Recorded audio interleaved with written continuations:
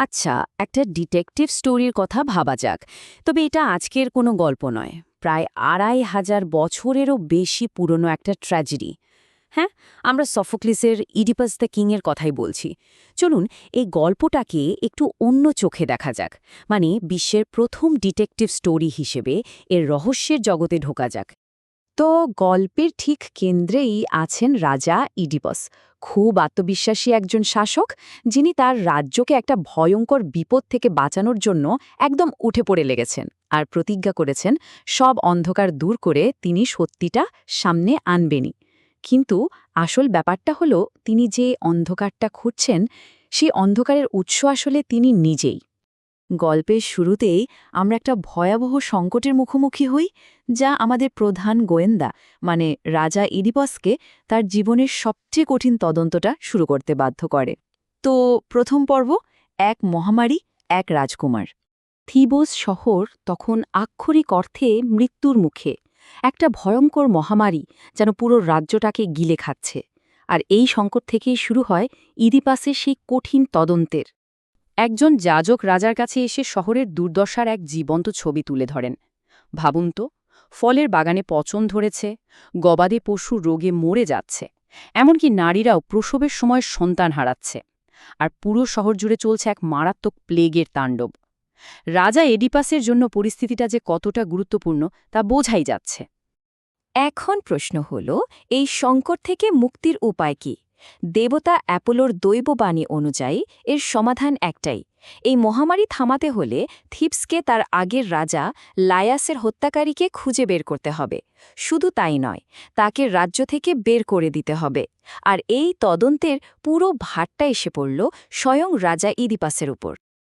আর Oedipus প্রধান তদন্তকারী হিসাবে একটুও সময় নষ্ট না করে এই রহস্য সমাধানের দায়িত্বটা নিজের কাঁধে তুলে নিলেন।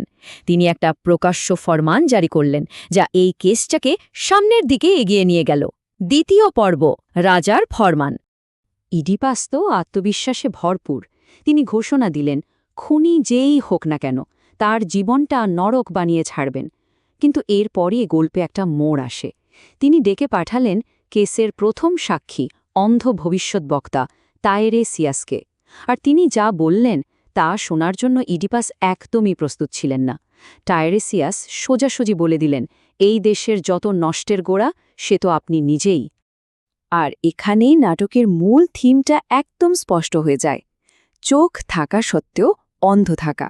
দেখুন, টাইরেসিয়াস চোখে দেখতে পান না, কিন্তু তিনি আসল সত্যিটা জানেন। আর অন্যদিকে যার জলজ্জান্ত দুটো চোখ আছে, সেই রাজা ইডিপাসই নিজের ভয়ঙ্কর সত্যটা দেখতে পারছেন না। তিনি পুরোপুরি অন্ধ। তদন্ত যত এগোতে থাকে, প্রত্যেকটা নতুন তথ্য যেন ইডিপাসের নিজের দিকেই আঙুল তুলতে শুরু করে। আর এই ব্যাপারটা শুরু হয় এমন একটা সূত্র থেকে, যা রাজার মনে প্রথম সন্দেহের বীজ বুনে দেয়। তৃতীয় পর্ব, যেখানে ৩ রাস্তা মিলেছে। টাইরেসিয়াসের অভিযোগে ইডিপাস যখন রেগে আগুন, তখন তার স্ত্রী রানী জোক্যাস্টা তাকে শান্ত করার চেষ্টা করেন। তিনি বোঝাতে চাইলেন যে সব দৈববাণী সবসময় সত্যি হয় না। আর এই কথার প্রমাণ দিতে গিয়ে তিনি অতীতের একটা ঘটনার কথা বললেন। কিন্তু ঠিক কি মনে ছিল জোক্যাস্টার? জোক্যাস্টায় একটা খুবই গুরুত্বপূর্ণ তথ্য দিলেন। রাজা লায়াসকে নাকি কিছু দস্যু হত্যা করেছিল এমন একটা জায়গায় যেখানে ৩টে রাস্তা একসাথে মিশেছে। এই কথাগুলো কিন্তু ইডিপাসকে শান্ত করার বদলে তার তদন্তে একটা বিরাট মোড় এনে দিল। কারণ এই একটা কথাই তার নিজের একটা পুরনো স্মৃতিকে জাগিয়ে তুলল। জোক্যাস্টার মুখে এই কথাটা শুনেই ইডিপাসের নিজের জীবনের এমন একটা ঘটনা মনে পড়ে গেল, যা তিনি প্রায় ভুলেই গেছিলেন। ঠিক কি মনে পড়ল ইডিপাসের? ইডিপাসের মনে পড়ল, অনেক বছর আগে ঠিক এই রকমই একটা ৩ রাস্তার মোড়ে তিনি একটা রথে থাকা বয়স্ক লোককে রাগের মাথায় হত্যা করেছিলেন। আর জোক্যাস্টার দেয়া বর্ণনাটা সেই লোকটার সাথে হুবহু মিলে যাচ্ছে। এই প্রথমবার মামলার প্রধান তদন্তকারী নিজেই হয়ে উঠলেন প্রধান সন্দেহভাজন। এরপর করিন্থ থেকে একজন দূত এলেন। আপাতদৃষ্টিতে মনে হচ্ছিল তিনি একটা ভালো খবর নিয়ে এসেছেন। কিন্তু এই খবরটাই তদন্তের মোড় পুরোপুরি ঘুরিয়ে দিল আর পুরো রহস্যের জট খুলে এক বিধ্বংসী সত্যকে সামনে নিয়ে এলো। চতুর্থ পর্ব, অচিন্তনীয় সত্য। দূত এসে খবর দিলেন যে করিন্থের রাজা পলিবাস যাকে ইডিপাস এতদিন নিজের বাবা বলে জেনে এসেছেন তিনি মারা গেছেন। এটা শুনে ইডিপাস তো স্বস্তির নিঃশ্বাস ফেললেন, কিন্তু ঠিক তখনই দূত এমন একটা কথা বললেন যা বজ্রপাতের মতো শোনাল। পলিবাস নাকি তার আসল বাবা ছিলেনই না। এখানেই শেষ নয়, দূত আরও একটা গুরুত্বপূর্ণ সূত্র দিলেন। তিনি ইডিপাসকে শিশু অবস্থায় অন্য এক মেষপালকের কাছ থেকে পেয়েছিলেন, আর সেই মেষপালক ছিল রাজা লায়াসেরই একজন চাকর। বুঝতেই পারছেন, কেসের জট খুলতে শুরু করেছে, আর তদন্ত এক ভয়ঙ্কর পরিণতির দিকে এগোচ্ছে। অবশেষে এই কেসের শেষ আর সবচেয়ে গুরুত্বপূর্ণ সাক্ষী লাইয়াসের সেই বুড়ো মেষপালককে খুঁজে বের করা হলো। সে প্রথমে বলতে না চাইলেও পরে জীবনের ভয়ে সেই চরম সত্যটা স্বীকার করে নিল। রানী জোকাসটা এক ভয়ঙ্কর দৈববাণীর ভয়ে নিজের সদ্যজাত সন্তানকে তার হাতে তুলে দিয়েছিল মেরে ফেলার জন্য, কারণ সেই সন্তানের ভাগ্যেই লেখা ছিল যে সে নিজের বাবাকে হত্যা করবে। আর ঠিক এইখানে সব কিছু জলের মতো পরিষ্কার হয়ে গেল।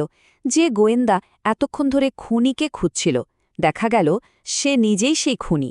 যে রাজা রাজ্যের অমঙ্গল দূর করতে চেয়েছিলেন, তিনিই ছিলেন সেই অমঙ্গলের কারণ।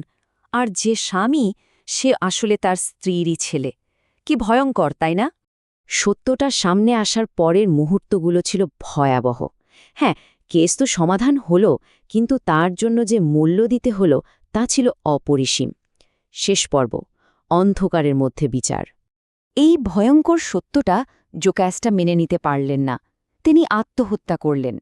আর ইডিপাস এই বীভৎস দৃশ্য দেখে জোকাসটার পোশাকের সোনালি পিনগুলো দিয়েই নিজের চোখ দুটো উপড়ে ফেললেন, নিজেকে চিরদিনের জন্য অন্ধ করে দিলেন। তিনি কেন এমনটা করলেন? তার নিজের ভাষাতে এর উত্তর পাওয়া যায়। তিনি বলেন, আমার চোখ থেকে কী লাভ, যখন এই পৃথিবীতে দেখার মতো সুন্দর কিছুই আর বাকি নেই। এভাবেই নাটকের দেখা এবং অন্ধত্বের যে থিম, তা এক মর্মান্তিক পরিণতির মধ্যে দিয়ে শেষ হল। আর এটাই বোধহয় ইডিপাসের ভাগ্যের সবচেয়ে বড় পরিহাস।